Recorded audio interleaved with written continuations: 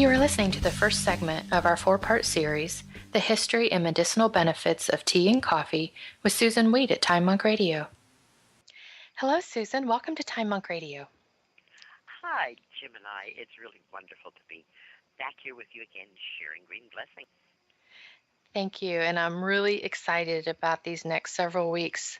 We're going to talk about some of my most favorite things, and tonight we're going to start with tea.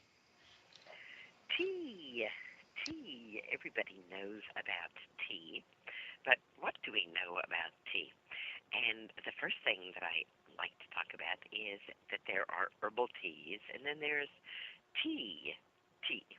And as an herbalist, certainly herbal teas are fun and fine, but you know from listening to me that I don't drink very much herbal tea. I drink herbal infusion. Infusion is a large amount of dried herb brewed for a long time.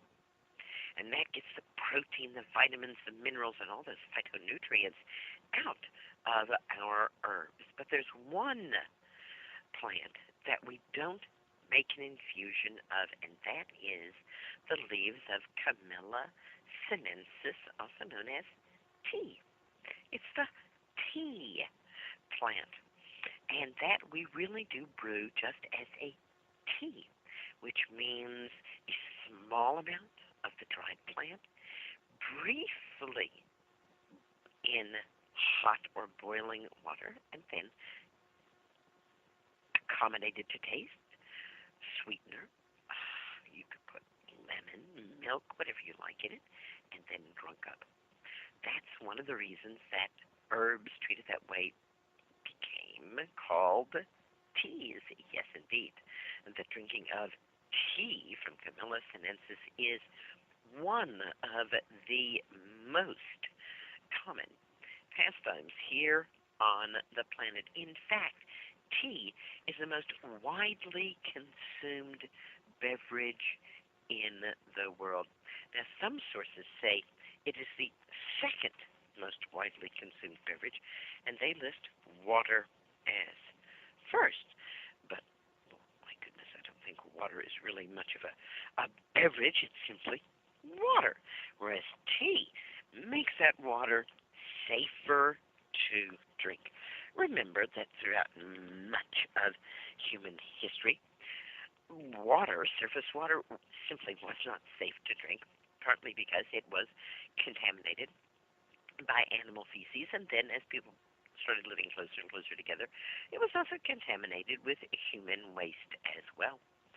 So water became a very unsafe thing to drink, and that water had to be brewed into some kind of alcohol, like beer, or it had to be boiled, thus killing the foodborne bacteria in that water. And once you boiled your water, you might as well put some plant in there. It is said that the drinking of tea started almost 5,000 years ago in China. The legendary Emperor Shennong claimed in the Divine Farmer's Herb Root Classic that Camellia sinensis tea was useful for treating conditions including tumors, abscesses, bladder ailments, and lethargy. Lethargy. You're probably thinking, well, that's right, because tea contains caffeine, and you are right. Tea, a regular tea, whether it's green tea, black tea, white tea, oolong tea, or whatever kind of tea you have, as long as it's not herbal tea, it contains the stimulant caffeine and theanine, which is a related compound. As a matter of fact, it's about 3% of its dry weight is caffeine. That's between 30 to 90 milligrams for an 8-ounce cup of tea, depending on the type, the brand, the brewing method, and so on. In fact, dry tea has more caffeine by weight than coffee does. Nevertheless, more dried coffee is used than dry tea in preparing the beverage, which means that a cup of brewed tea has significantly less caffeine than a cup of coffee of the same size. So while the tea plant itself contains more caffeine, that stimulant alkaloid, by weight than the coffee does, we use more coffee to make a cup of coffee, so we wind up with more caffeine in the coffee than we do in the tea.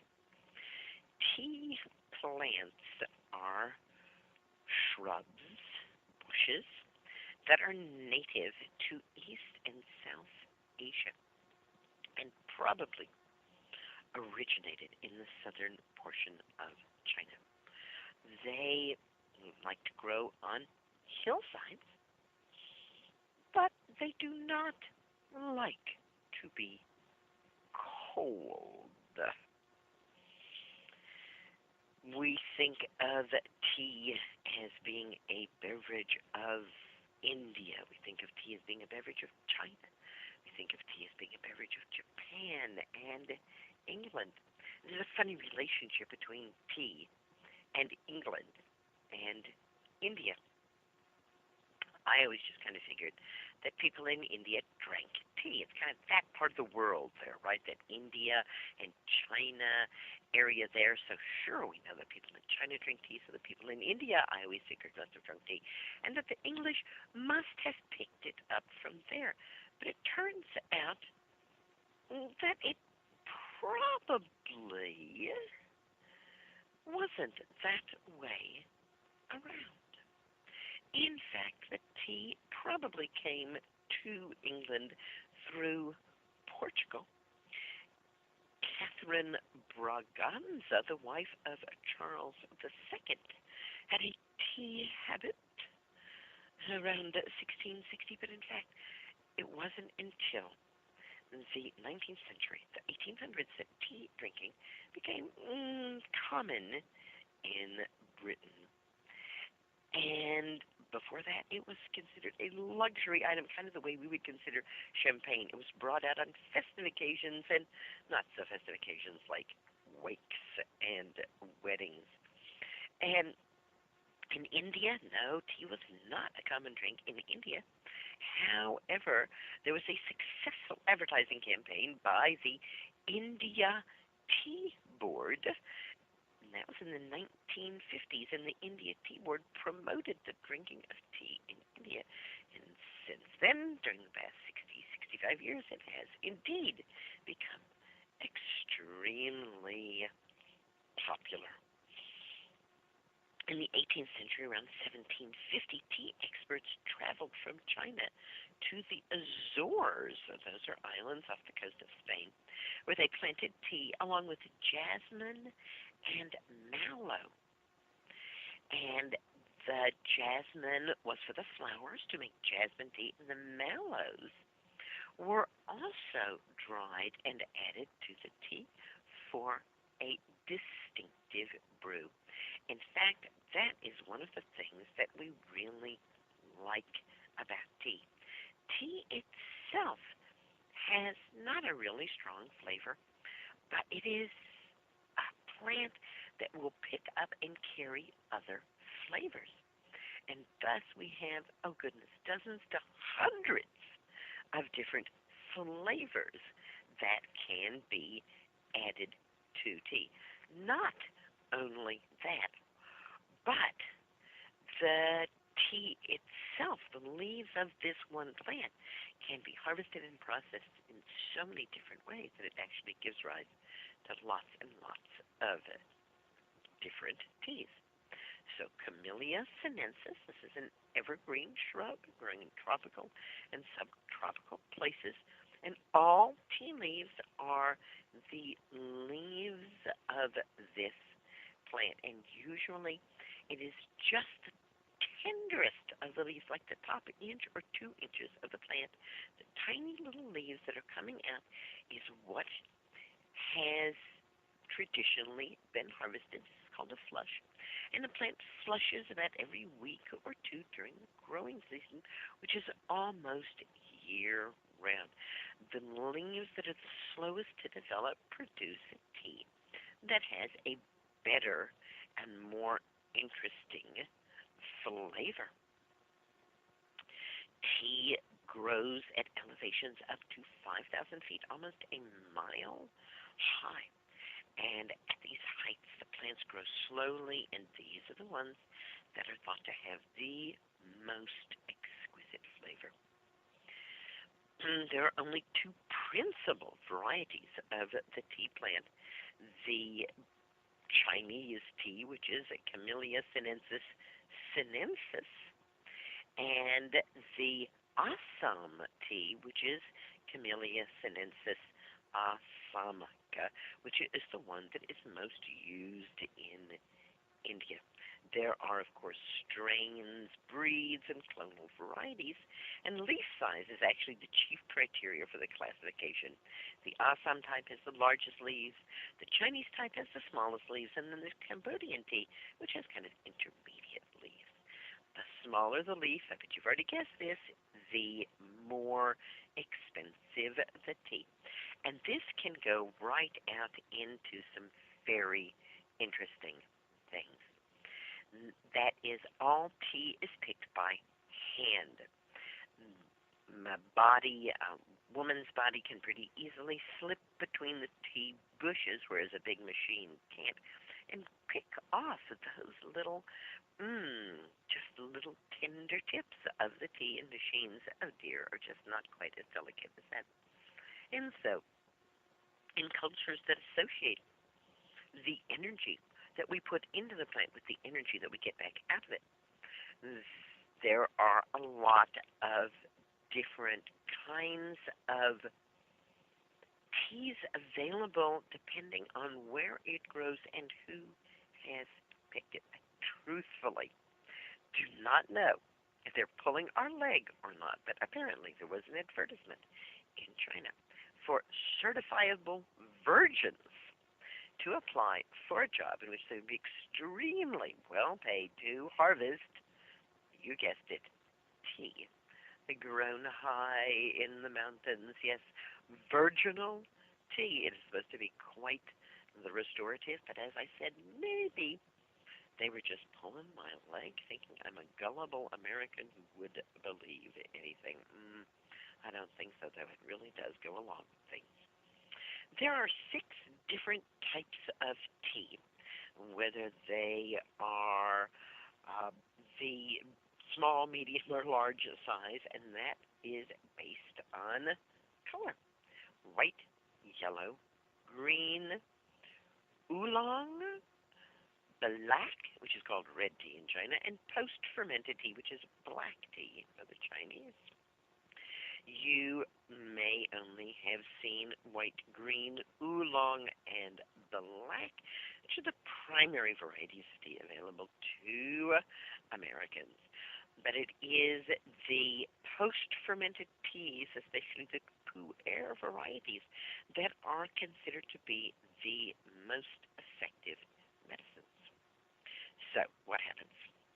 We're talking about going out and slipping between these shrubs and picking the leaves. If you see a picture of this happening, you see a steep hillside, and there's usually one woman, kind of near to the camera, and you see her, and as your eye follows out and follows up the mountain, you see woman after woman after woman after woman, and you see that there are, in fact, hundreds of women in the tea plantation with the tea bushes just crowded together, no obvious aisles or walkways between them, and the women carrying baskets on their backs and picking the tea into them. As soon as that tea is picked, it begins to wilt and to oxidize. So this is something that I talk to my students about when we're harvesting any kind of herb, that as soon as you've picked it, changes start to happen. So you don't want to just go out and spend hours and hours picking your herb, because bad things are going to happen down at the bottom of that. You want to pick a reasonable amount and go back and do something with it. I don't know how they handle this with tea, but certainly the more quickly it is dried after picking, the better the quality of the tea. The leaves turn progressively darker as the chlorophyll breaks down and tannins are released. This enzymatic oxidation process, known as fermentation, is caused by the plant's intracellular enzymes. And tea processing, this enzymatic darkening is stopped at a predetermined stage by heating. And that deactivates the enzymes that are fermenting the tea. In the production of black teas, the halting of the oxidation by heating is carried out simultaneously with the drying, but not in other kinds. Of course, there's careful moisture and temperature control during the drying and the packaging process. And some of the most expensive tea that I have ever seen or had came in foil packages that it had nitrogen put in them to stop any change at all in the tea. Because tea is so receptive to aromas, it can cause problems in processing, transportation, and storage, but it allows such wonderful things as Earl Grey tea, which has the addition of bergamot in it. Oh, absolutely one of my favorite teas. The Chinese character for tea is pronounced differently in different Chinese languages. Most of the languages pronounce it along the lines of cha. But the Min Chinese say tea. Thus, we hear both things. I heard, I believe, a barista comment at one point that it made her a little crazy when people come in and ask for chai, tea, because it's asking for tea. But in America, chai or cha has become a different thing than tea. Usually there's all kinds of spices in chai. Well, gracious, what are the drawbacks to drinking tea, if any? Well, actually, there are a few, but rather few. A study done in 2012 indicated that men who drink large quantities of black tea increased their risk of prostate cancer by 50%. Wow. Now, again, that doesn't mean that every man has 100% risk, and then now he's increased that, he's doubled that. No, the risk is fairly small, so the risk might be 1 or 2% in a given year, and an increase of 50%. If it was 2, would mean that the risk would be 3% rather than 2%. That's a 50% increase. So it's not really as large an increase as one might think upon hearing the number 50%. And what do we mean by large quantities? The researchers found that 7 cups was okay. Those that drank fewer than 7 cups a day had no increased risk, and those who drank more than 7 cups a day definitely had this risk increase. There is also some evidence that shows that drinking a beverage with very high temperature can increase the risk of esophageal cancer. So we'll also need to think about that when we're thinking about drinking coffee or hot chocolate, and that very, very hot beverages taken consistently can disturb and inflame the esophagus and set it up for malformation in the cells. Tea, Camellia sinensis, contains oxalate, and oxalate can cause kidney stones. It can also bind with calcium in the body, but the bioavailability of oxalate from tea is low, and any negative effect requires a very large intake of tea. We could even say more than 7 cups, although this study didn't specify. And we can bind the oxalate by adding a little milk to our tea. Caffeine, which, as we recall, is in tea, is a mild diuretic. However, neither tea nor coffee actually act as much of a diuretic. My mother, a great tea drinker and then switched to coffee later in her life, used to ask in public places if she could be directed to the used coffee department if she had to visit the women's room. Neither tea nor coffee drinking dehydrates us. They do not have a negative effect on hydration. In fact, drinking tea and drinking coffee actually counts toward your liquid consumption during the day. I mean, a lot of people who have been told that drinking coffee or drinking tea does not count as drinking a liquid, and that actually you have to drink an extra glass of water for every cup of coffee or every cup of tea that you drink. And these people, alas, are drinking so much water that they are really depleting their electrolytes and diluting them. So, no, count your coffee or your tea as part of the fluid that you get during the day. The tea plant is a natural bioaccumulator of aluminum, particularly in the older leaves, with concentrations of up to 30,000 parts per million by dry weight. Machine harvested tea leaves are thought to be higher in aluminum than those harvested by hand because the harvesting machines harvest older leaves, whereas those who are harvesting by hand are only getting those young little leaves. It's true, large doses of aluminum can cause toxicity in humans, but there is no evidence that consuming any quantity of tea, even made from Camellia sinensis, older leaves with aluminum, has led to any aluminum problems in people. Tea also contains fluoride. And once again, it is the mature tea leaves that contain the most fluoride. The mature leaves can contain as much as 20 times more fluoride than the young leaves from the very same plant. And high fluoride intake actually increases the risk of weak bones and fractures. And there's actually some evidence that large intake of tea from the mature leaves has caused these conditions in humans. Tea plants absorb fluoride at a greater rate than other plants. And if we are concerned about that, then we need to pay attention to where the tea is being grown.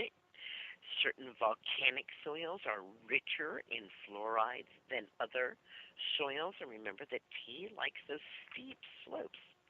So that is indeed the kind of place where we would find it growing. Again, for our general use, for the kind of tea drinking that most of us are going to be doing, especially for health benefits, which might be a cup of tea a day, certainly not anywhere near the 7 cups of tea a day. These risks and problems are absolutely minimal.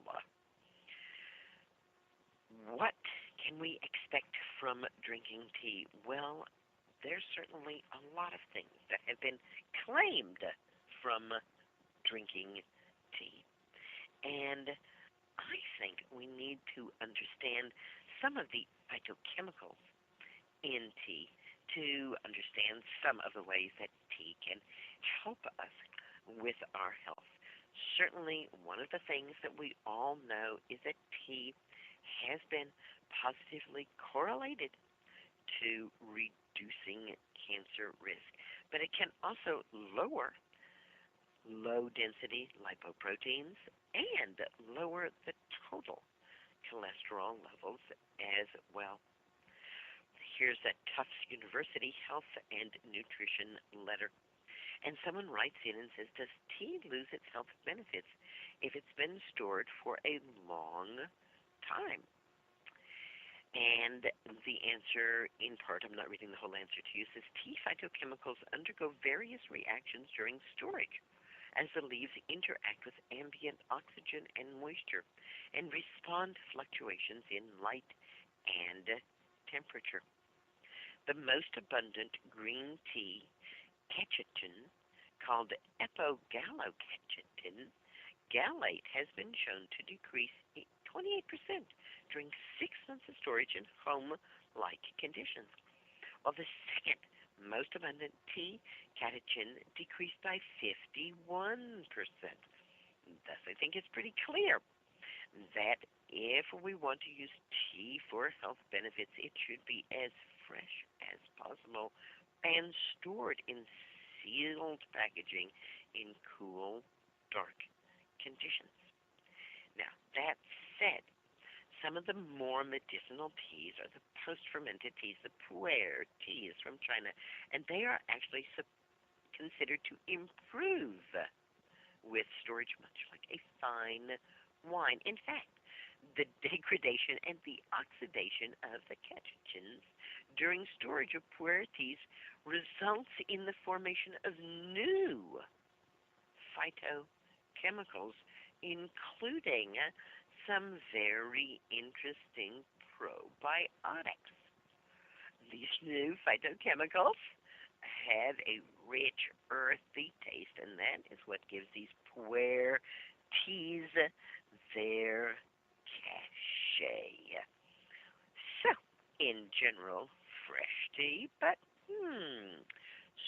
certain circumstances, we might want to let that tea do a little changing of its phytoconstituents. Also, from Tufts University Health and Nutrition letter, someone writes and says, you reported on research in which adding a little milk to coffee did not counter the antioxidant effect. Now I've been reading an article that says if you add milk to your tea, it does counter the antioxidant effects. Has this finding been reversed, or is it just different for tea than coffee? And again, I'm not going to read all of the answer, but part of the answer. There have been very few studies of the effects of added milk on the bioavailability or the bioactivity of the antioxidants in coffee, which are called phenolics.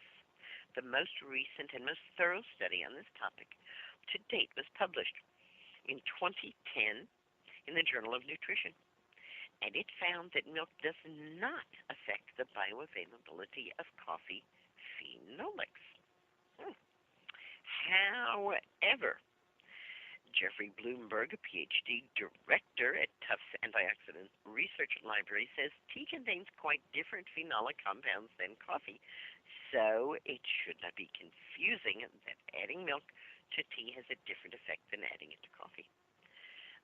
Coffee contains phenolic hydroxycinnamates, particularly chlorogenic acid, whereas tea's principal antioxidant compounds are phenolic flavonoids, particularly those catchy substances called catechins. So the binding of phenolic compounds to milk protein appears dependent on their chemical structure. Of course, it's just like a picture puzzle, right? Certain pieces fit together and certain ones don't. It's the protein in the milk, not the fat, that binds the phenolic compounds of tea, at least in some studies. So if you switch to a low-fat milk, it won't make any difference at all. It's the protein. So there's that. Horns of the dilemma, huh? The oxalates in tea would suggest that we add a little milk to our tea, and of course a great many people do. But the antioxidants, which is a lot of the health benefit of the tea, are impaired by the addition of that milk. So you kind of have to decide what you're drinking your tea for. Wow, so many health effects have been looked at in terms of tea, and especially in terms of caffeine. So what I'd like to do, because we're almost out of time now, is to come back next week and to talk in more depth about some of those phytochemicals that we find in tea and, interestingly enough, in coffee as well. Our discussion will carry us right into our third week where we begin talking about coffee. Altogether, over the next series of weeks, we're going to be looking at all of the plants that contain caffeine and these other substances that bind to pleasure receptors in our brains. We're not fooling ourselves when we say that drinking a cup of tea calms us down, or that drinking a cup of coffee makes us alert, or that eating chocolate makes us happy. These things really are happening. And it's not just because of the caffeine. There's a wide variety of other substances in these plants. So I hope you'll join me again next week right here at Time Monk Radio. This is Susan Weed offering you green blessings, and I hope that you'll come and visit me at wisewomanmentor.com or SusunWeed.com. I do keep the sun in Susun, but I own Susanweed and SusunWeed.com, so spell it or misspell it. You'll get to the right place. And if you're interested in any of my books, please visit my wisewomanbookshop.com. Thanks, everyone. Thank you, Susan. This completes the first segment of our 4-part series, The History and Medicinal Benefits of Tea and Coffee, with Susun Weed at Time Monk Radio.